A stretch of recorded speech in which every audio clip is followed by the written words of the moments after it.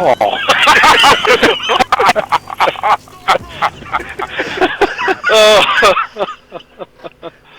Okay, I guess that's acceptable. Got you. Oh, fuck! Hey guys, time itself here taking a quick look at the Executioner, Black Ops 2's pistol, revolver, shotgun? That's kind of a weird thing, isn't it? But I'm going to say this. I like it, and I really think it does have a place. It's not as powerful as a lot of the primary shotguns, but as a backup weapon, it has its role, and I do use it on a few classes. I didn't really think I'd like it, because you think about it, oh, it's only got 5 shots, and you know, you often need more than one to kill a guy, but as a close-range backup, it's great. As backup. As a primary, and well, if you're gonna run around with it a lot, you kind of need fast mags, because otherwise, this whole reloading thing, yeah, trying to get enough ammo in the gun to kill people becomes an issue. So I want to do my typical shotgun probability thing here, but, well, it's just not terribly interesting for a lot of the Black Ops 2 weapons because they're so damage limited, especially the Executioner here, so I'm going to kind of cut it short. You want the full introduction on what's going on, go ahead and watch one of my other shotgun probability videos, and this will make a lot more sense. So, the damage on the Executioner. So, pretty good until just under 4 meters, and then it goes to, well, down quite a bit. And it matters if you have the dual or the single wield. If you got duals, it does a lot less damage, and it's going to take even more pellets to kill. Of course, the single wield has the option of a long barrel or suppressor, which makes a bit of a difference. Let's get into probabilities here. So we've got just the straight hip fire, aiming down sights, and then the dual wield. I want to point out, dual wield here, the 5th shot is the 5th shot from both guns. Both of them would be empty.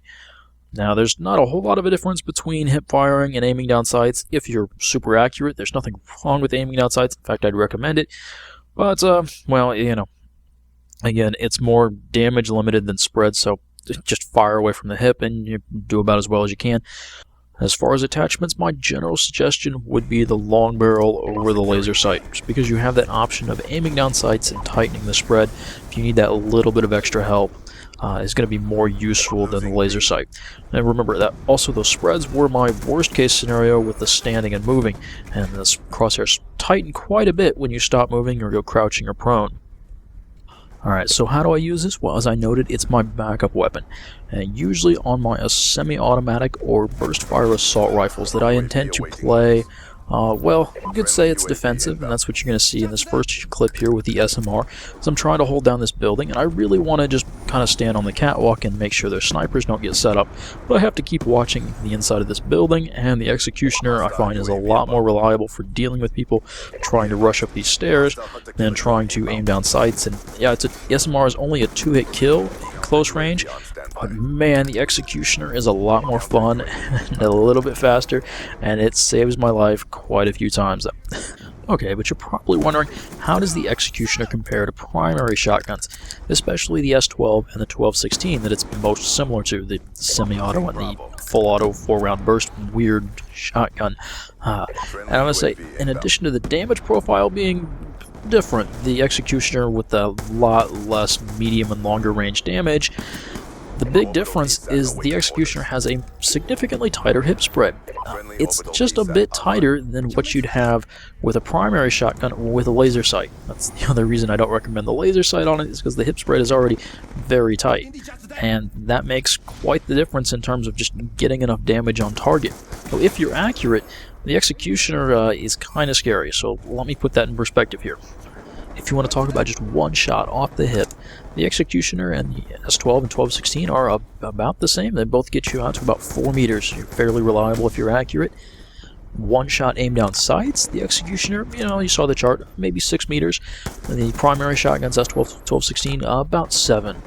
Now, if you're talking about emptying the weapon, just empty all 5 shots from the Executioner or 4 shots from the 1216 and the S12. And then you're looking at 10, maybe 11 meters with the Executioner versus 10 to 12 with the primaries, and that would be using the laser sight. Talk about aiming down sights and emptying it. Well, the Executioner gets you maybe 12 meters, and then primaries out to about 15. So the primaries do pack a little bit more of punch, but it's not that much. And considering that the Executioner is a secondary that's, I mean, really, in a lot of ways, it's keeping up with these primary shotguns. It's kind of impressive. I think it's partly an example of just how weak, especially at range, primary shotguns are in this game. But I'm not going to take anything away from the Executioner. It is a great backup weapon.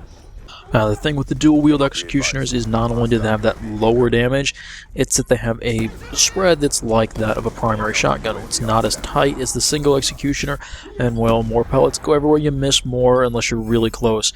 And so outside of that really close range at like 4 meters, the dual-wield Executioners just aren't as good. So I stick with the single, definitely run fast mags on it, and long barrel doesn't hurt, but, well, I wouldn't use it unless I was running Executioner only or doing something silly. I don't like to run around with my Executioner out a lot. I'd rather have my primary weapon for that, so unless I'm in a really close quarters area where I know the Executioner is going to be good, I will normally stick to using it in a defensive method. I mean, I'd rather stick with my primary. The Executioner is my backup.